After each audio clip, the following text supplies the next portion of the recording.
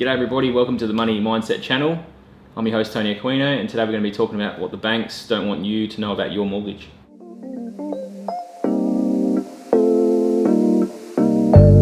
G'day everybody, welcome to the Money Mindset channel. This is the very first episode of the Roundtable. This is a channel where you can come here and if you've got any sort of questions for your kids or even yourselves, or a lot of people that have mortgages, they really don't know how they work. So if you have a mortgage and you don't know how it works, then this episode is for you. So I've got my wife here, Roxanne.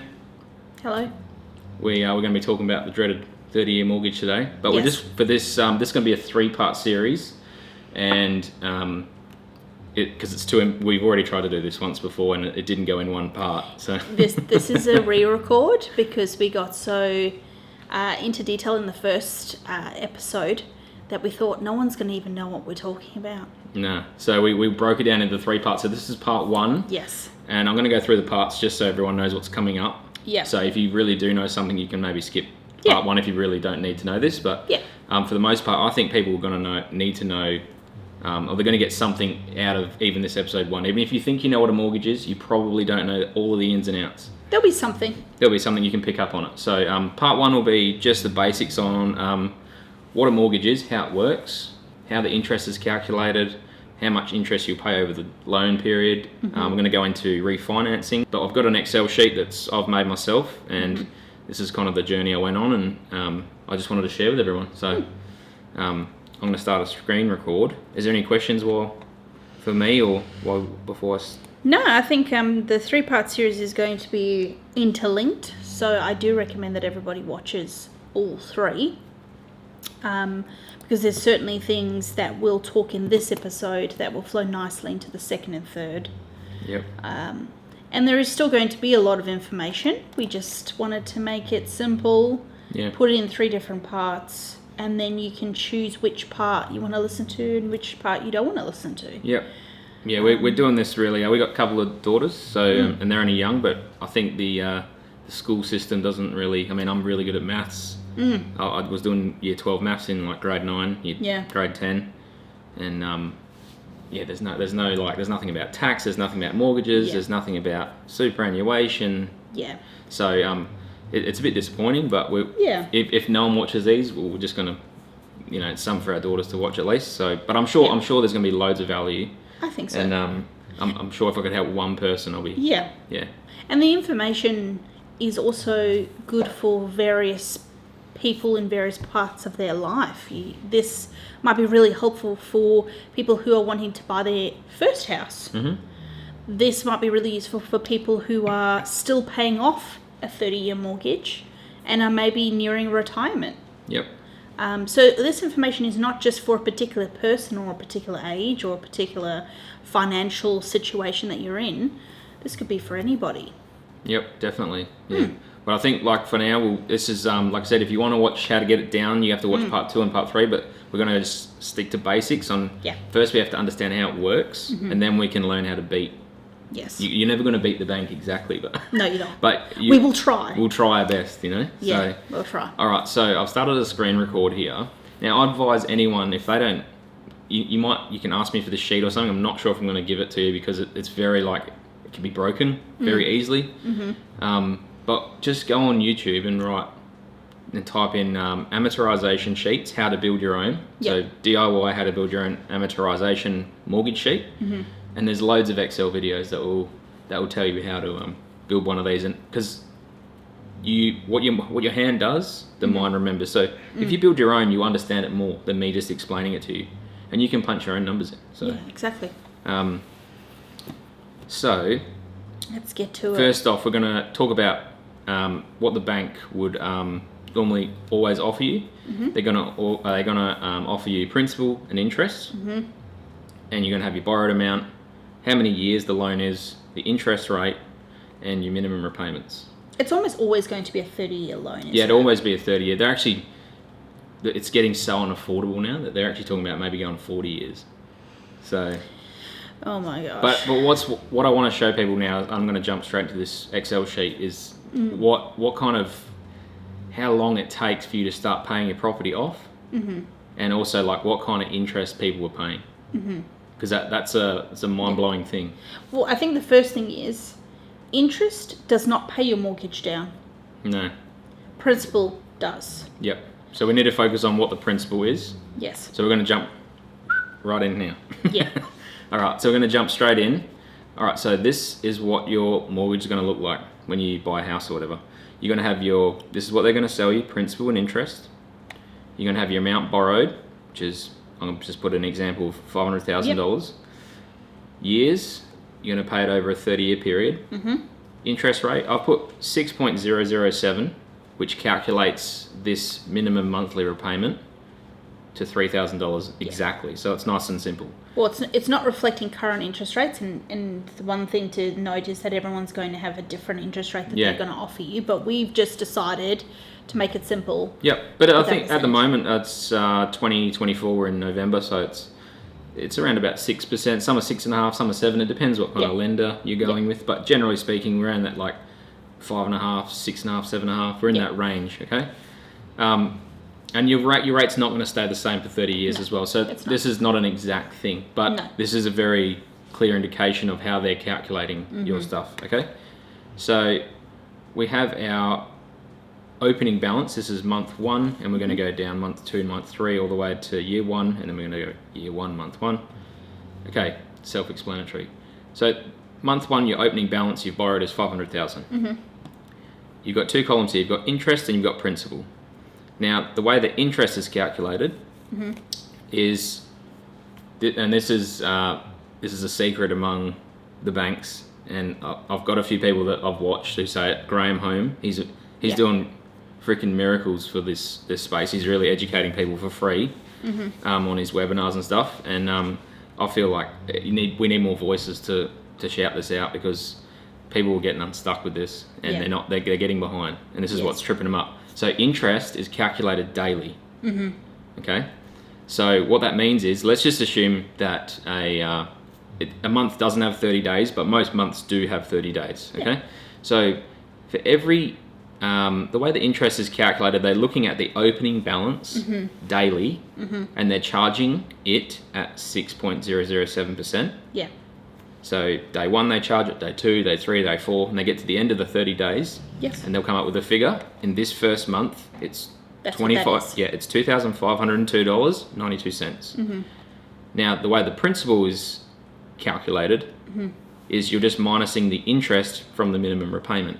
Yes. Which means that these 2 columns always add up to the minimum repayment. Yes. Now, some people might be saying, well, my statement doesn't always add up to the same amount. You don't see the principal come out, but you do see the interest come out. Yes. Now, the reason why the interest is always slightly different, because there's different days in the month.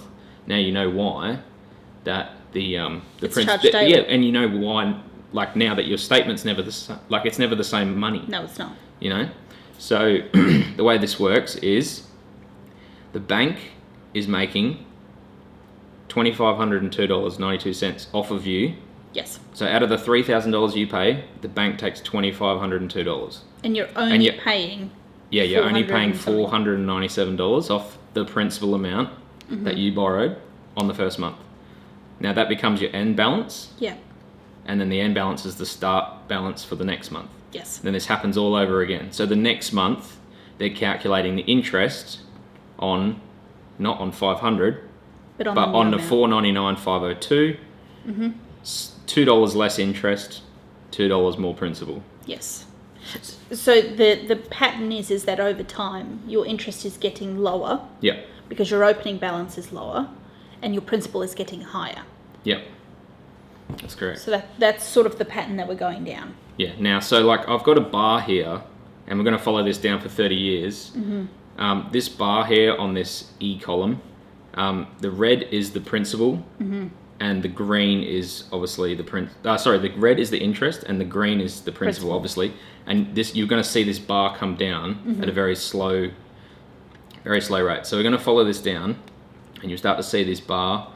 You know, and we're going to slow down here a little bit. I want you guys to pay attention to where we start paying more to the principal than we do to the interest. Yeah. Okay, so we're in year 18, we're going to go down, and when we're going to look for is 7 months, right? 7 months, yeah. So 18 years and 7 months.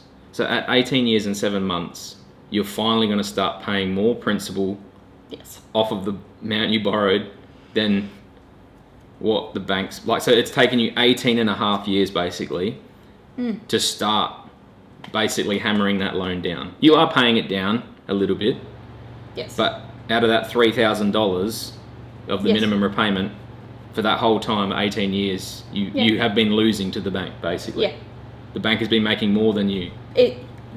Which is crazy to me because you know, it's 18 years to start only getting ahead in your own mortgage is wild. It's wild. It's absolutely ridiculous. You know, and this is why I want to share this, because like until someone puts it in a spreadsheet for you, you don't really you don't take accountability for it, because you're just like, oh, it'll be paid off. Yeah. It'll be paid off one day. Yeah. One day when you're 60, 70, 80. And also, a lot of people think that the interest and principal together pay off your mortgage. They don't pay off your mortgage. The only thing that's paying off your mortgage is the principal. So when it comes to a point that your principal is more than your interest is when you actually really start to pay your mortgage off. That's right, yep. Which, in this case, is 18 and a half years. Yeah. So when we're going to scroll down to the end, because it's a 30-year period, right? Yes. So we're going to scroll down, and eventually, on the last month, we paid $14 to the interest, and $29.85 to the principal. Yes. Now here, these two columns. This is what gets wild. This blows my mind every time. This is your $500,000 that you borrowed, and here's the bank's profit of $580,000. So in total, you've paid over $1 million. You've paid $1,080,000. $1,080,000. So, in hindsight, borrowing $500,000 for your new home or family home has cost you $580,000 just to have that $500,000. Yeah, it's costing you $580,000 to borrow $500,000. Yeah, and it's going to cost you over the 30-year period. It's going to cost you, and what really gets me going is that what you're seeing here is not something we've created. This is the recommended approach and strategy from a bank. Yeah, they want to make all their money at the start of the loan. Yes, because they don't want to potentially lose it at the end. Yeah. And this is the strategy from a bank. This is not some strategy made up. If you buy a $500,000 house and that's your interest rate, in 30 years' time, you are going to pay over $1 million for your house. I know. It's and we touched on this before when we pre-recorded, so we kind of we've already been through all this, and we're trying to keep it compressed this time because we know what we're talking about. Yeah. The wild thing I blew you away with that you didn't realise at the start of this is this $500,000. That's after-tax dollars, and we'll get into that in part 3.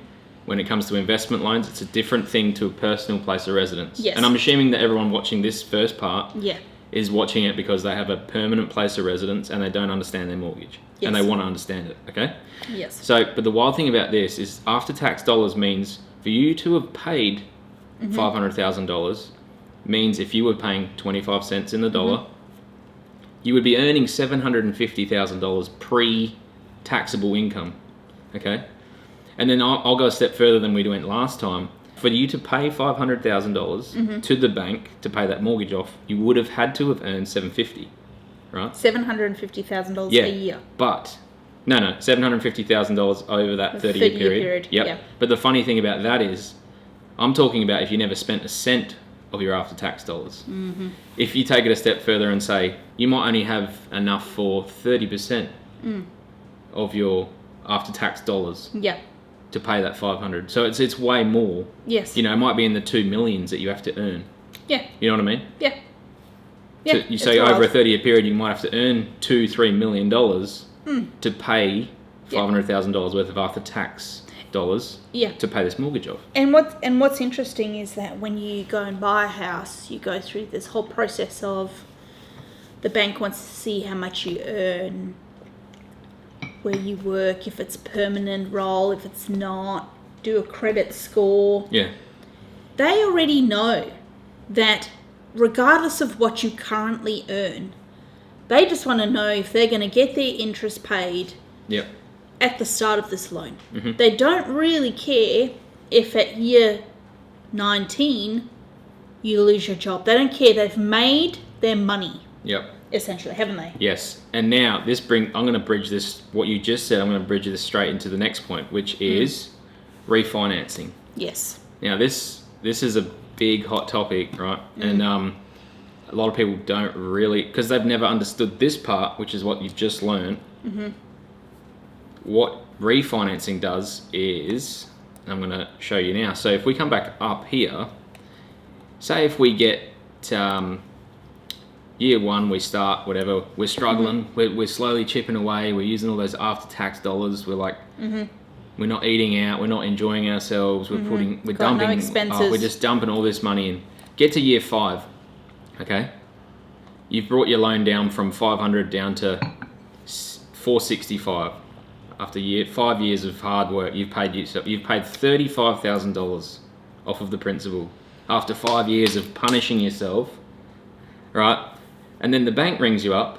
Yeah. Because now you're not paying, after 5 years, you're not paying 400 and something off the principal. Now you're paying 600. Whoa, we're getting somewhere. Yeah. Not. They ring you up after 5 years and they say, hey, would you like to refinance your loan for a cheaper rate? Okay. And you say, you even get $3,000, $4,000, $5,000 cash back. Yeah. Why are they saying that to you? We'll give you cash to refinance. Okay, for people that don't understand what's going on, when you refinance, you're starting the 30-year loan term from scratch again. So, if you were starting to pay 400, then 500, then 600 off the principal every month, so you're paying an extra $200 off the principal now every month. So there's your $2,000 a year more that you're paying. Yeah. And they say, hey, here's $2,000, waving a bit of cash in front of your face. And they say, here, refinance your loan to a cheaper rate. But you're starting the loan term again. So what happens is, you go all the way back to the start, and now you went 5 years into your first term, and then you refinance for another 30-year loan. You go straight back to the start. So now your loan is a 35-year loan. I know. This is wild. And do not refinance your loan. I know. Do not refinance it. And this is the worst thing. When the banks are realizing their interest payments are going down and they're not making a lot of money off you anymore, they will call you and be like, we understand you've paid $35,000 off your mortgage, but hey, here's $3,000 to go right back to the beginning so that we can get almost 100% of our money back again. Yeah, they'll get that back in the first year. Of course they will. That $5,000 or $2,000, whatever it is they give you. Yeah. And then for the next 4.5 years, you're a sucker again. Right back to where you were. Yeah. So... Don't take the selling strategies from the bank. Yeah. If they call you out of the blue and say to you, here's a refinance option, here's $3,000, why are they calling you? Yeah. Banks don't care about anyone and their personal situation. All they care about is the They moolah. care about the dollars. Yep. So if they're calling you to say, hey, here's a deal, no thank you. One thing you can do, and this is what Graham Home talks about, and I've done this, well, we've done this, and I've done it with my workmates done it, because we would chat about this all the time. And Graham Home just says, ring the bank up. Yeah. You can literally ring the bank up, and this is true because I've done it. I said, hey, can I get a cheaper rate? Yeah. And they say, oh, hang on a minute, let me go and get back to you. And then 5 minutes later, they're like, oh, yeah, we can give you 0.2% discount. Yeah. Okay. And it happens, and he says to do this like every 3-6 months. Just ring them up, because they give new customers a better rate. Yes, they do. And once you roll off, or once you're not paying attention, or the rate goes up, like even like all those interest rate hikes, you're not paying attention. And he even says that if you can't get it done, maybe speak to your mortgage broker to get them to ring them up, because they know the products. Yes. Find yourself a good mortgage broker. Yeah. And they're not all the same. Some of them are just as clueless as you guys, and I'm not saying it in a derogatory way, but that's how I think you only need like a month or 2 months to become a mortgage broker as a licensed mortgage broker. There's not enough time to learn all these things. And an experienced mortgage broker will actually have gone through the process. You know, if they're just selling you a product, but some of them haven't actually, you know, they're selling you investment loans. They don't even have an investment property. Yeah. So like, who are you taking your advice from? Yeah. But now this is all good and well, but now I can hear you guys asking, well, how do we get it down then? Yeah. A little bit, you know. And I've written my little notes here so I don't forget to leave in the gold nuggets so you guys don't miss out. And another thing, what we'll do is we do like to reference to people like Graham Home and Robert Kiyosaki in this chat. And what we're going to do is we like to refer to them because we want you to know where we've done our research so that you can do your own research as well. And we'll always link everything we talk about. We'll always link in the description box anyway for you to go and check out yourself.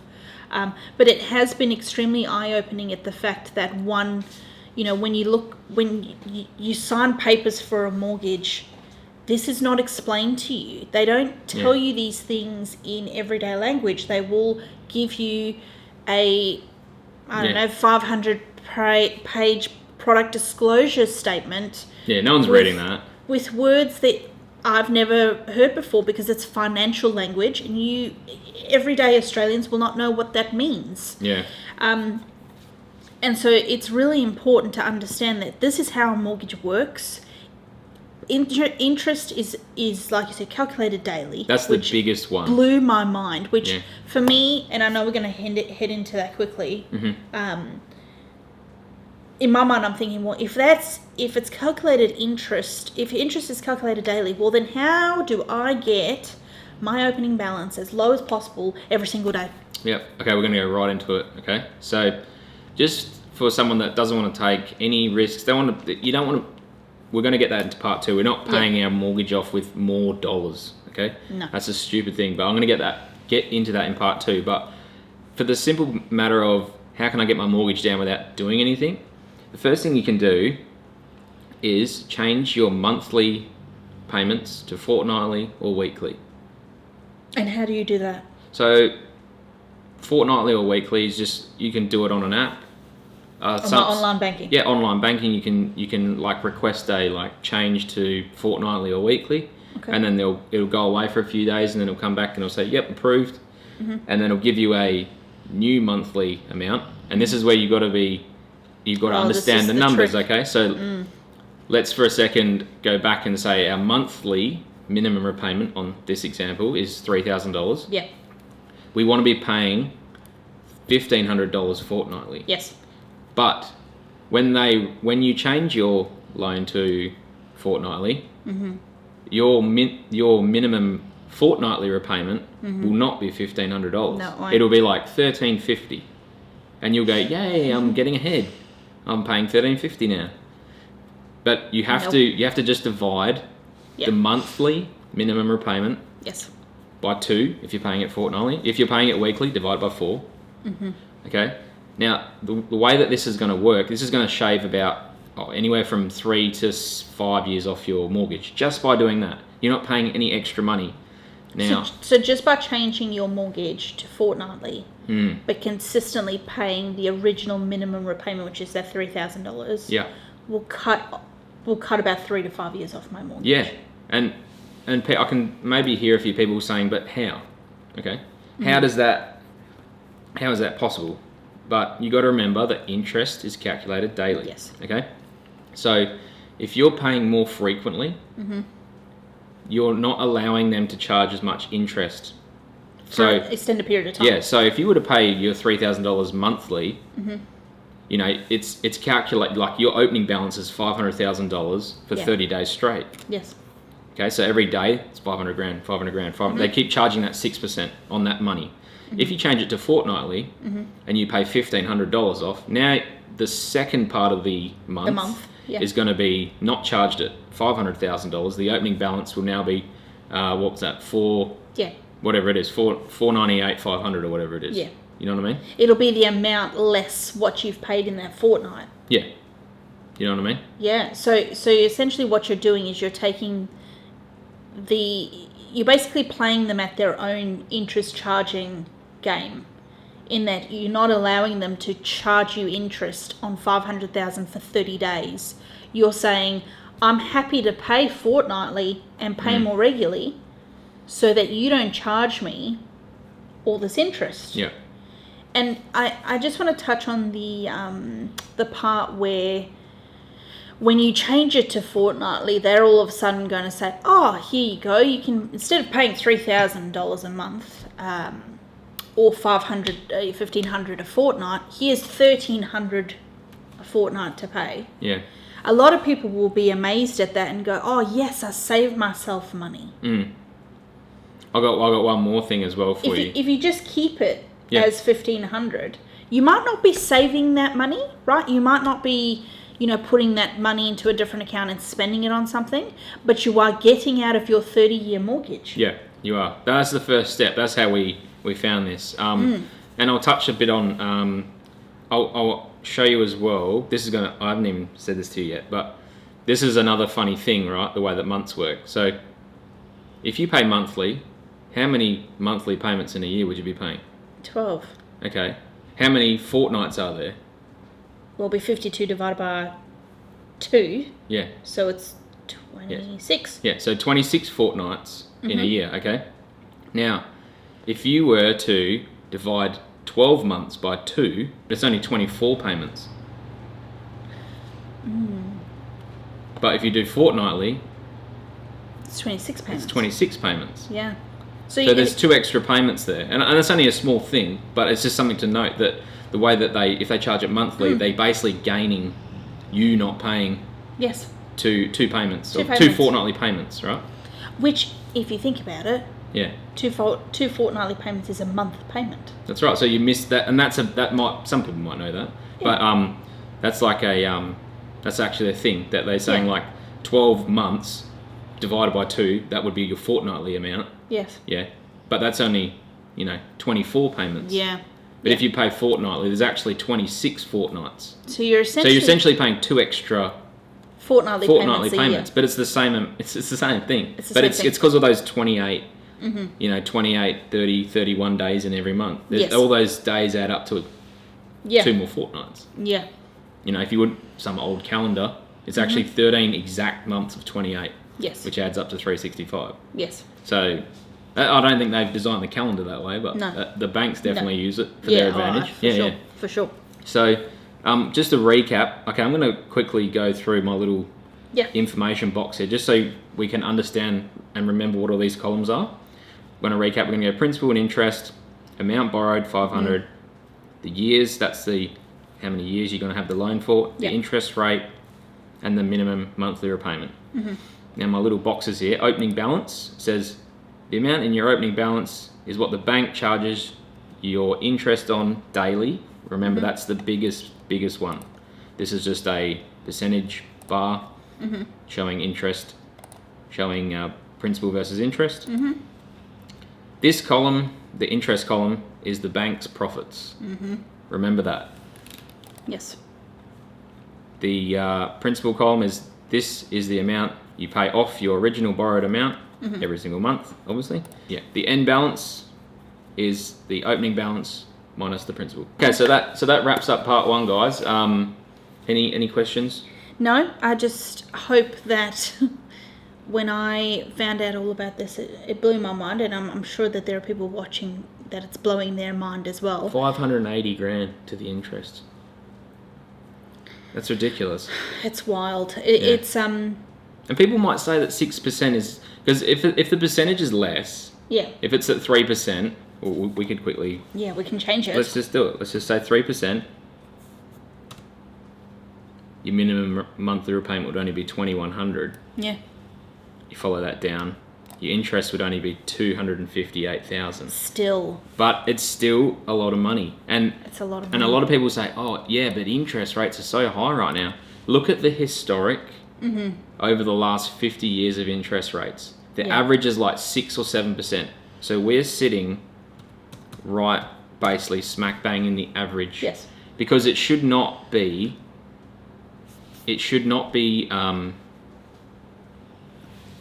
Like debt shouldn't be cheaper than inflation. Mm-hmm. It just doesn't work like that. No. You know, and it was a really cool period in time where a lot of people capitalised on those low rates. Yeah. And a lot of people that have mortgages now and they've rolled off Yes. of this, and I think that's why it's such a big subject right now. Yes. It's because people don't understand it. They've gone from 2% Yeah.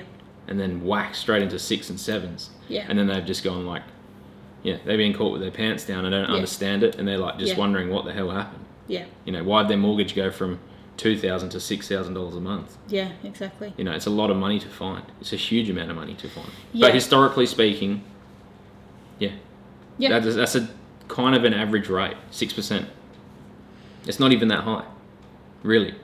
And a lot of people are going to be angry about that. It is, yeah. But we also have to understand that banks have to make their money. This is how they make their money. Of course. And this is a product. This is not just what the big four banks do. This is what every single bank does. They all follow the same strategy, the 30-year loan with the interest and the principal. But they don't want you to know about this. Yeah, they make it too complicated.